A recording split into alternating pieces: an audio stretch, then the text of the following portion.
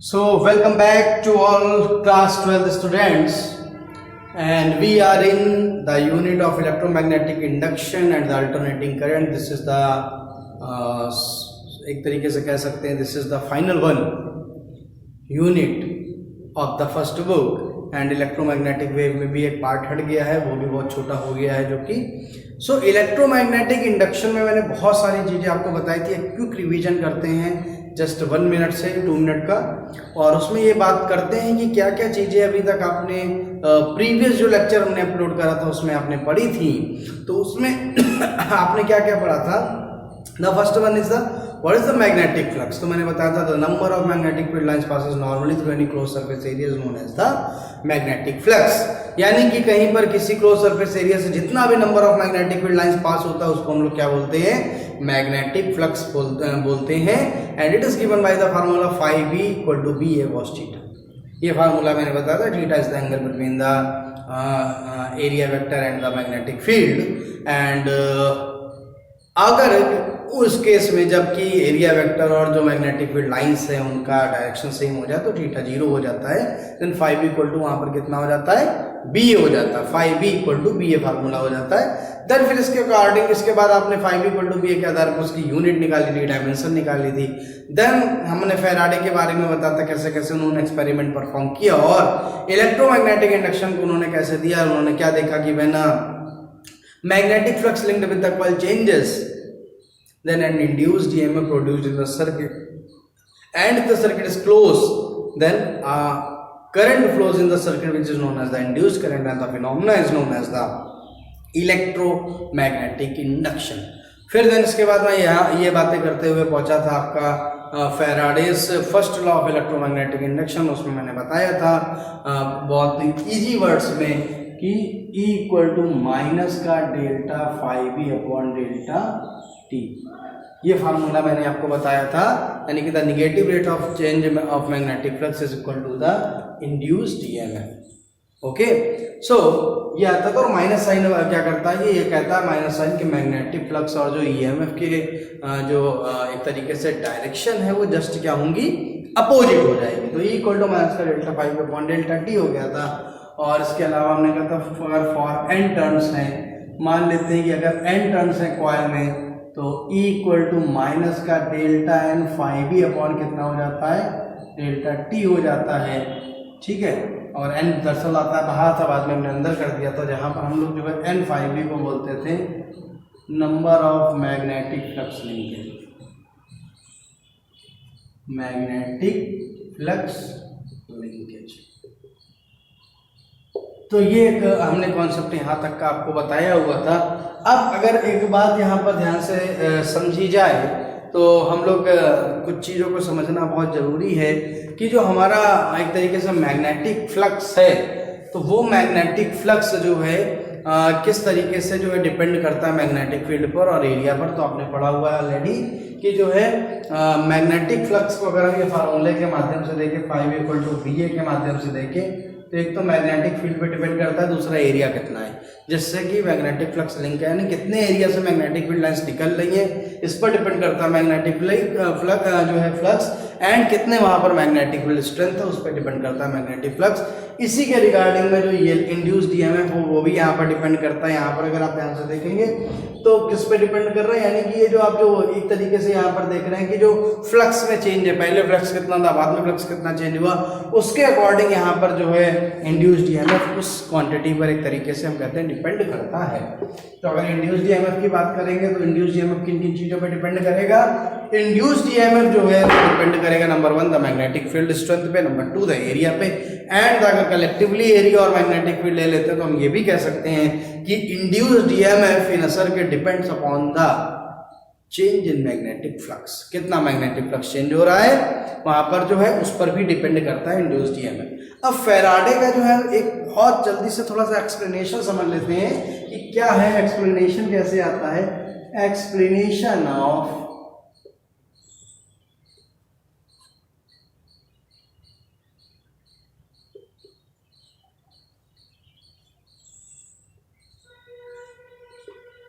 Explanation of Faraday's law हम लोग समझ लें कि अगर हम लोग एक्सप्लेन करना है तो कैसे करते हैं, तो बहुत सिंपल सा जो है, जब फैराडे ने अपना एक्सपेरिमेंट परफॉर्म करा था तो उन्होंने ये देखा था कि मैग्नेटिक फील्ड अगर किसी कॉइल के पास आ रही है, यानी मैग्नेट किसी कॉइल जो है कॉइल के पास आ रही है, यानी कि मैग्नेटिक फील्ड जो लाइन्स हैं जो पास होंगी कॉइल से वो बढ़ रही हैं, इस वजह से ईएमएफ प्रोड्यूस होगा।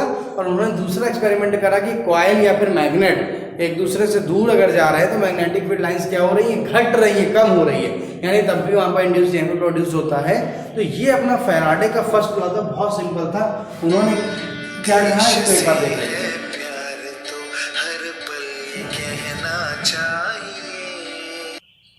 ओके, सो यहाँ पर हम मान लेते हैं कि यहाँ पर जो है कोई एक तरीके से नॉर्थ पोल हमने मैग्नेट का लिया हुआ है, ये मैग्नेट का एक नॉर्थ पोल आपको यहाँ पर दिख रहा होगा। और यहाँ पर अगर हम मान लेते हैं कि कोई जैसे इस तरीके से कॉइल है, अब अगर देखिए जो मैग्नेट्स है एक तरीके से अप्रोच कर रहा है, इसको आप ध्यान से देखिए तो ये मैग्नेट क्या कर रहा है, अप्रोच कर रहा है कॉइल को। इसको अगर आप ध्यान से देखेंगे तो कॉइल है, तो जब अप्रोच करेगा तो जो मैग्नेटिक फील्ड लाइंस आपको दिख रही हैं तो वो मैग्नेटिक फील्ड लाइंस क्या होंगी, बहुत ज़्यादा होंगी। देखिए इस तरीके से मैग्नेटिक फील्ड लाइंस आपके पास होंगी, कितनी सारी मैग्नेटिक फील्ड लाइंस है। क्यों? क्योंकि ये मैग्नेट जैसे जैसे कॉइल को अप्रोच करेगा वैसे वैसे क्या हो जाएगा कि जो मैग्नेटिक फ्लक्स कॉइल के साथ लिंक है उसकी वैल्यू बढ़ेगी और उसी के अकॉर्डिंग इंड्यूस्ड ईएमएफ भी बढ़ेगा। एंड सेकंड केस क्या होता है कि अगर हम जो है मैग्नेट को क्या करें, उसको अगर आप देखेंगे अपोजिट डायरेक्शन में अगर आप लेके जाएंगे, ये देखिए ये जो आप मैग्नेट का नॉर्थ पोल देख रहे हैं, इसको अगर आप दूर लेके जाएं, जैसे जैसे दूर लेके जाएंगे तो आप देखेंगे यहाँ पर जो मैग्नेटिक फ्लक्स लिंकेज था, इस तरीके से जो मैग्नेटिक फ्लक्स लिंकेज था वो ऑटोमेटिक कम होने लगा। यानी कि अभी देखिए कॉइल, यहाँ पर जब कॉइल है यहाँ पर आप मैग्नेट देख रहे हैं और मैग्नेट का जो अप्रोच है वो कॉइल की तरफ है, तो आप देखिए यहाँ पर जो magnetic flux link the coil है उसकी वैल्यू क्या हो जाएगी, बढ़ेगी, यानी कि उसी के अकॉर्डिंग में जो इंड्यूस्ड ईएमएफ की वैल्यू भी बढ़ेगी। बट जैसे ही मैग्नेट को हम क्या करने लगे, कॉइल से दूर लेके जाने लगे, जैसे जैसे मैग्नेट को कॉइल से हम दूर लेके जाएंगे वैसे वैसे यहाँ पर जो मैग्नेटिक फील्ड लाइंस है वो जो उसके अंदर जो कॉइल है वहाँ पर कहीं ना कहीं जो मैग्नेटिक फ्लक्स है वो कम हो जाएगा और उसके अकॉर्डिंग इंड्यूस की वैल्यू भी कम हो जाएगी। यानी एक चीज साफ समझ में आती है कि या तो मैग्नेट का जो है पोजीशन चेंज करें आप, या फिर कॉइल का पोजीशन चेंज करें, दोनों में से एक का पोजीशन चेंज करना बहुत जरूरी है। अगर दोनों में से एक का पोजीशन चेंज होगा तो यहाँ पर एक तरीके से हम कह सकते हैं कि इंड्यूस्ड ईएमएफ मिलेगा। लेकिन अगर दोनों को आप स्टेशनरी कर दें, यानी कॉइल को भी स्टेशनरी कर दें, मैग्नेट को भी स्टेशनरी कर दें, दोनों को अगर स्टेशनरी कर देंगे तो उस कंडीशन में आपको बिल्कुल भी इंड्यूस्ड ईएमएफ वहां पर कोई प्रोड्यूस नहीं होगा। यही फैराडे ने अपने एक्सपेरिमेंट में परफॉर्म भी करा था। यानी कि एक बात समझ में आ जाती है फैराडे के लॉ से। फैराडे का लॉ कहता है कि E इक्वल टू माइनस का delta phi b upon delta t, यानी the rate negative rate of change of magnetic flux is equal to the induced EMF. अगर ये बात कहता है तो यहाँ पर परफॉर्म करके भी दिखाते हैं कि जैसे जैसे मैग्नेट का अप्रोच कॉइल की तरफ बढ़ता है, number of magnetic field lines जो है क्या होती है, बढ़ती जाती हैं, इंड्यूस्ड ईएमएफ भी बढ़ेगा अपोजिट डायरेक्शन में। जैसे जैसे मैग्नेट को कॉइल से आप दूर लेके जा रहे हैं वैसे वैसे यहाँ पर क्या करेंगे, इंड्यूस्ड ईएमएफ भी घटेगा अपोजिट डायरेक्शन में। दिस इज द लॉ जो है explanation of. So students, this is the Faraday's second law, also known as the Lenz law. And according to the Lenz law, the direction of the induced EMF or the current in any circuit is such as oppose the cause that produces it. यानी कि किसी भी circuit में induced EMF या induced current उस cause का oppose करती है जिससे वह खुद प्रोड्यूस होती है या बनती है। This is called the Faraday's second law and this is also called the Lenz law. And how can we explain it? So समझते हैं। अभी जब आपको स्टार्टिंग में मैंने इलेक्ट्रोमैग्नेटिक इंडक्शन बताया था तो एक डायग्राम बनाया था, अगर आप याद करेंगे प्रीवियस लेक्चर देखेंगे, उस डायग्राम में क्या करते थे, कॉइल पास में रखी थी, अगर नॉर्थ पोल को किसी मैग्नेट के कॉइल के पास तेजी से लेके जाते थे तो सामने वाले फेस पे एक नॉर्थ पोल क्या हो जाता था, बन जाता था, यानी कि और गैल्वेनोमीटर में डिफ्लेक्शन आ जाता था। यानी कि जब नॉर्थ पोल को कॉइल के पास ले जाते हैं तो सामने जो है नॉर्थ पोल बन जाता है और वो इस मैग्नेट के आने का क्या करता है, अपोज करता है। जब अपोज करेगा तो कुछ ना कुछ वर्क डन होगा और वर्क डन होगा, वही वर्क डन इलेक्ट्रिकल एनर्जी के फॉर्म में कॉइल में स्टोर हो जाता है। सिमिलरली जब किसी मैग्नेट का नॉर्थ या साउथ पोल है, अगर हम दूर लेके जाते हैं कॉइल से, तो उसके जस्ट अपोजिट फेस जो है सामने कॉइल में प्रोड्यूस हो जाता है। यानी कि नॉर्थ पोल हम मैग्नेट का लाए थे पहले, अब उसको दूर लेके जा रहे हैं तो कॉइल में ऑटोमेटिक साउथ पोल बन गया। अब ये जो नॉर्थ पोल मैग्नेट का दूर जा रहा है, कॉइल का साउथ को जो पोल है वो क्या करेगा, इसके दूर जाने का अपोज करेगा because of the force of attraction, and the work done will be stored in the form of electrical energy in the coil. अब आप समझ गए। अगर सपोज करिए कि मैग्नेट को लेके आते हैं कॉइल के पास और अगर वहां पर जो है इलेक्ट्रिकल एनर्जी लगातार बनती ही रहती, तो ऐसा तो संभव नहीं कि विदाउट वर्क एनर्जी, आप भी जानते नहीं कर सकता है। यानी कि अगर मान लेते हैं नॉर्थ लेके आ रहे हैं, सामने साउथ बन गया, तो नॉर्थ साउथ नॉर्थ को अट्रैक्ट करेगा, मैग्नेट तेजी से आएगा, वहां वर्क डन हुआ ही नहीं और कॉन्टिन्यूअसली इलेक्ट्रिकल एनर्जी बन रही है, तो इम्पॉसिबल चीज है। तो एनर्जी कंजर्वेशन का लॉ तो वायलेट नहीं हो सकता। दैट इज वाई कि हमेशा क्या होता है कि जब नॉर्थ पोल मैग्नेट का लेके आएंगे तो कॉइल में नॉर्थ पोल बनेगा, दूर लेके जाएंगे तो कॉइल में साउथ पोल हो जाएगा। इसी प्रकार मैग्नेट का साउथ पोल पास लेके आएंगे कॉइल के, तो फिर यहाँ पर कौन सा बन जाएगा, साउथ पोल बन जाएगा। साउथ पोल को दूर लेके जाएंगे तो नॉर्थ पोल बन जाएगा। In each and every condition आप ये चीज देखेंगे कि जो वर्क डन करना पड़ा मैग्नेट को, या कॉइल अगर मूव करा रहे होते मैग्नेट की तरह, तो कॉइल को वही इलेक्ट्रिकल एनर्जी के फॉर्म में स्टोर होता है। This is the very very important concept. Right now we are moving, this is the second law of Faraday second law and also known as the Lenz law. And now we have the next topic which is called the induced current. तो induced EMF आपने पढ़ लिया, अब बारी आती है induced जो है करंट की। तो what is the induced current, anyone can tell me? तो कैसे हम लोग उसको कर सकते हैं कि वी नो दैट, जो हमें मालूम है उससे ही बात शुरू करते हैं। E इक्वल टू माइनस का n delta five upon delta t, आप पढ़ के ऑलरेडी आए। This is the formula, E equal to minus का n delta five upon delta t. This is the EMF produced EMF in the circuit. ठीक है। If let if coil has capital R resistance, then हम लोग जो है I को क्या लिख सकते हैं, I इक्वल टू आपने ओम्स लॉ से V बाई आर पढ़ा है, तो I equal to E by R लिख दिया हमने। तो अब E की वैल्यू अगर पुट करते हैं तो माइनस का n delta five b upon delta t आ गया यहाँ पर, और यहाँ पर कितना हो गया R। This is the induced current in the circuit. Also अगर हम लोग बात करें कि कितना इंड्यूस्ड चार्ज कितना होगा, इंड्यूस्ड चार्ज भाई करंट है तो चार्ज तो होगा ही, और इंड्यूस्ड चार्ज की बात अगर करते हैं तो I इक्वल टू मान लेते हैं Q equal to delta t, sorry Q upon delta t. ये फार्मूला होता है।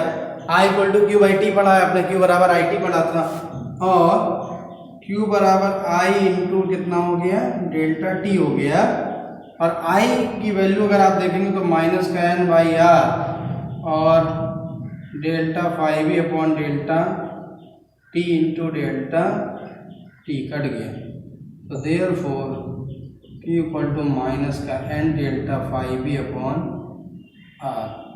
This is the induced charge in the coil. तो वेरी इंपॉर्टेंट फार्मूलाज हैं, इसको आप वीडियो पॉज करके नोट कर लीजिए। So we have the very important next topic, and which is the induced potential difference across the ends of a straight conductor moving in a uniform magnetic field। अगर कोई straight current carrying conductor और किसी magnetic field में क्या कराया जा रहा है, अगर मूव कराया जा रहा है, तब उसमें उस कंडीशन में किस तरह का उस पर काम करेगा, फोर्स क्या लगेगा, और अगर फोर्स लगेगा तो फिर कुछ पोटेंशियल डिफरेंस अगर बनेगा तो वो कितना होगा। एक डायग्राम मैंने बनाया है टाइम बचाने के लिए। यहाँ पर आप देख रहे हैं परपेंडिकुलर टू द प्लेन जो मैग्नेटिक फील्ड है वो कैसी है, जो है इनवर्ड है, अंदर की तरफ मैग्नेटिक फील्ड है। यहाँ पर एक आप एल लेंथ का एक आपको कंडक्टर दिख रहा होगा जिसका नाम पी क्यू हमने दे दिया है। मैग्नेटिक फील्ड अंदर की तरफ लग रही है और आप इसको इधर की तरफ जैसे मार्कर मैंने जैसे मूव करा उस डायरेक्शन में आप इस जो है करंट कैरिंग कंडक्टर को मूव कर रहे हैं। ऐसी कंडीशन में क्या हो जाएगा, जो चार्ज होंगे यहाँ पर, क्योंकि अंदर कंडक्टर में कहाँ चार्ज होते हैं, तो चार्ज होगा कंडक्टर पे जो है वो जो चार्ज एक तरीके से काम कर रहा होगा वो जो है आपका वो जो चार्ज पे फोर्स काम करेगा वो ऊपर की तरफ काम करेगा। ऑलरेडी आप यहाँ पर रूल लगाइए तो ये देखिए ये मोशन की डायरेक्शन हो गई, मैग्नेटिक फील्ड अंदर हो गई, फोर्स ऊपर की तरफ आपको यहाँ पर देखने को मिलेगा। तो जनरली होता क्या है यहाँ पर कि जो एक तरीके से कंडक्टर है और कंडक्टर में अगर पॉजिटिव और निगेटिव चार्ज को देखते हैं तो पॉजिटिव चार्ज पर आप देख रहे हैं कि जो फोर्स लग रहा है एक लॉरेंट फोर्स इसे कह सकते हैं, वो ऊपर की तरफ लग रहा है। निगेटिव चार्ज पे वो कहाँ लगेगा, नीचे की ओर लगेगा। अब आपको मालूम है कि only electrons are free to move in the conductor, तो क्या हो जाएगा कि क्योंकि जो है फोर्स जो लग रहा है वो नीचे की तरफ लग रहा है इलेक्ट्रॉन्स पे, तो इलेक्ट्रॉन सेपरेट होकर क्यू इंटू क्यू इकट्ठा होने लगेंगे, यानी ऑटोमेटिक पी पर पॉजिटिव चार्ज बढ़ जाएगा।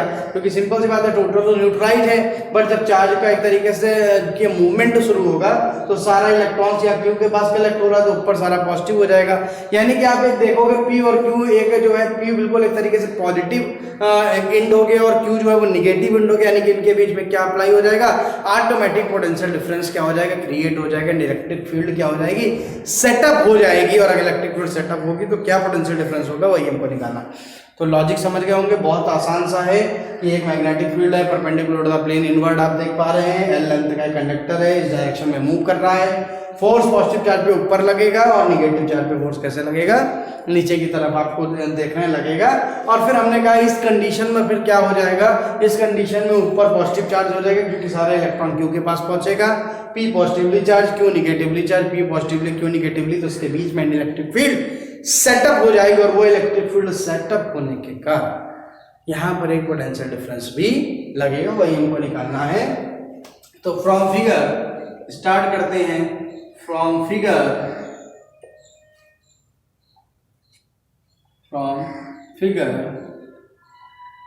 Bye Lorentz force Fm equal to कितना हो गया, QV। क्लियर हो गई बात। Because of motion of conductor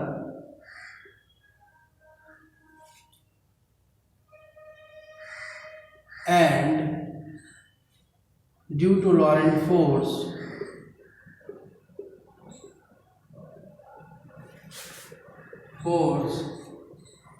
P becomes positively charged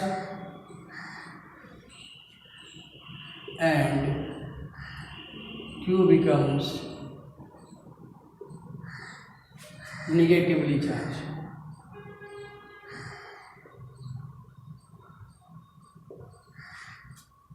That is an electric field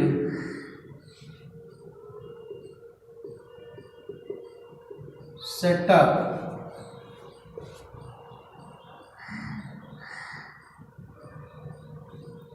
in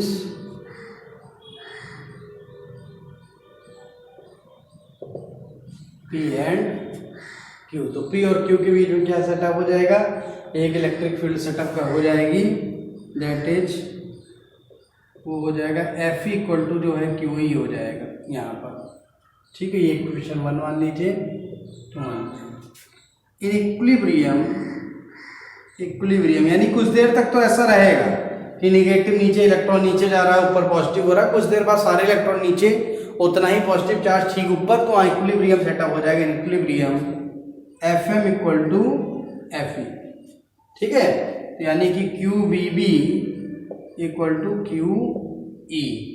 ठीक है, Q से Q काट दीजिए और E इक्वल टू कितना आ गया, B into equation number 3। Since if the length of conductor